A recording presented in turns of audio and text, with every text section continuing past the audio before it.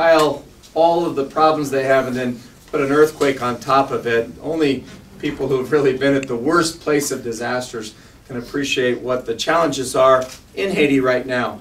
It is great to be with a room full of people who understand that and are willing to provide resources into this effort. And Charlie, again, to all the things that the Red Cross are doing, I really appreciate that just as a citizen of America. So thank you, Charlie. I'm not here tonight because I have accomplished anything, but because of the circumstances took me to Haiti. We had gone there to have a meeting with the leadership, and as we got there, we walked into the lobby, which is open inside. You can see a picture of it over there. We took a walk of about 20 meters and just past the registration desk, and right at that moment, I just felt the land underneath me, the whole building rise up, and I looked around, saw things shaking, and the next second, everything just fell on us. Dust is coming up, and we're falling down, and you hear the thunder of all of it, and I said to myself, this is an earthquake. I wonder if this is how we're going to die. Because I couldn't imagine how a 5-story building could fall on top of us, and we somehow survive. We really believed, we were all people of faith, different backgrounds, but we all believed that we would get out and we would survive together. The next day came and went. And there came a point when we said, well, are we just going to stay here? Because the thing around us, it was like a little dome just over us, 3 feet over our head, or 2 or 3 inches over our head. It took them 3 hours to get to us, to get to her, and another hour and a half to get to where we were to give us water. We tried to minister to our friends. After 55 hours, we were taken out. They were there another 12 hours. Unfortunately, my boss, Sam, did not make it. And the other man, Clint Rabb, was removed, went to Florida, but he died also of kidney failure. The rest of the force, luckily, were able to get out.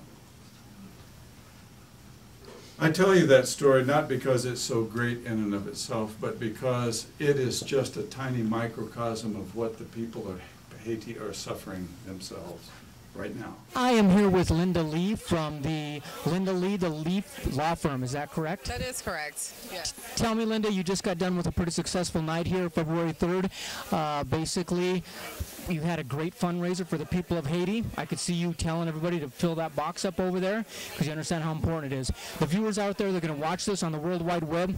As they watch the speech tonight and they see everybody giving from their heart as well as their pocketbook, what do you hope that inspires people to do? I hope it inspires people to be better people in their daily lives, period. I hope that it inspires someone to actually make a decision where you're in a position of leadership, where you take initiative to actually make a difference. And I know that sometimes we look at the world and we look at problems like Haiti and we think it's just too much, it's too big, it's overwhelming. And what can I do to actually help? What will my little whatever I do, is this really going to make a difference? Will it really put a dent in a problem that is so enormous? And the reality is that yes, it will. And I think that if everyone would just do their part, if everyone in the world would just commit to making a difference in some way, and I know we're busy, and trust me, I'm busy with my law firm, and I'm an excellent lawyer, by the way. No, just checking. But we're all busy, but it's important to give back, and it feels good. It's rewarding, and so I'm just grateful to see that there are other people out there, that I got this turnout, and that people are here and they care and they're ready to give. Absolutely. There's always that small voice in the back of your head that basically, probably when you first thought of this, that basically said, what can I possibly do? What can I possibly do? I mean, can I really pull anything off? And it looks like you got quite a turnout tonight. Not only that, but you got the attention of the governor who came down. Kind of people who weren't able to make it, but I'm sure they're here in spirit and basically were backing you and wanted their name on this to be able to say, hey, we support what you're doing down here. What was that distinct moment when you decided you had to step up? Well, I was watching TV, and I was just overwhelmed with, it really wasn't anything in particular, it was just something like I knew I had to do. I was like, okay, well, what am I going to do to help out? You know, like it just.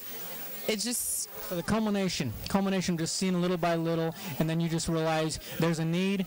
I've got to fill that need with a little something I can do. Right. I mean, I feel like you always have to step up. You know, that's the type of person I am. I'm an action person, you know. So I just saw it, and I just saw, like, you know, I put a post on my Facebook page, you know, donate $10, it'll go off your phone bill to Red Cross, do 90999. And then I'm like, I could do more than that. I could see if I could try to, you know. And I called the governor, and he was like, yeah. And he's just like, yes, we could do it. He's like, that's it. And he jumped at the opportunity, literally, to help out. And once I got him, I was like, well, I think I can get other people to help out as well.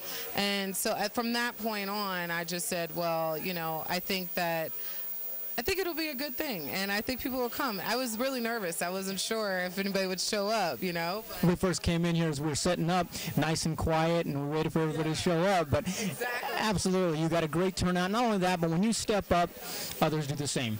They seem to follow in your footsteps, and before you know it, you've got a lot of energy, you've got a lot of momentum going on, which is fantastic. Are the people who weren't able to make it tonight, because I'm sure you had people on your list that weren't able to make it, we're gonna basically put on the bottom of the screen right there a way that they can basically contact you, or basically who could give some donations. Where would that be? Where do they need to send that to, or how do they get a hold of you? You know what? You can contact me at my number is 303-331-3415.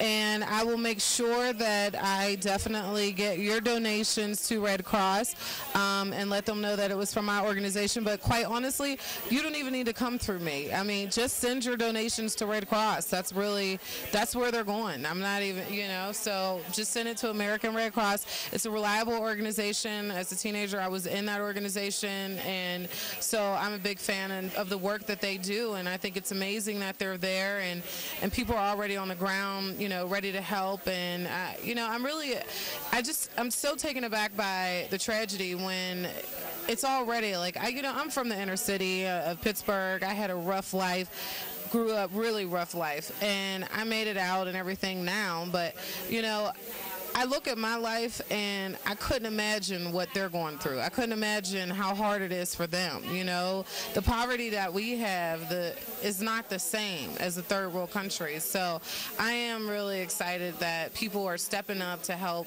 change this. Yes, absolutely. Just tonight, while I was watching the DVD presentation you had, it was actually, you almost felt guilty eating while you were watching that. You know, there's almost something, you're sitting there eating a warm meal in a warm place, and you look at that and it's guilty.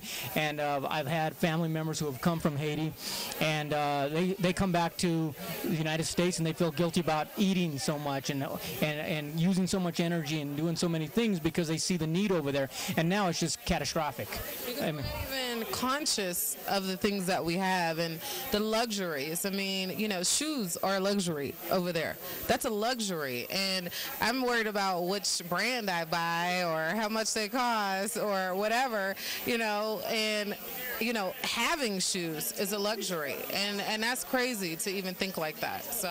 Well, excellent. On behalf of me with CNTV, and on behalf of, I'm sure, everybody in this room tonight, we're glad you decided to step up, because everybody followed in place, and it brings out everybody in a common good, and I think it works fantastic. So thank you.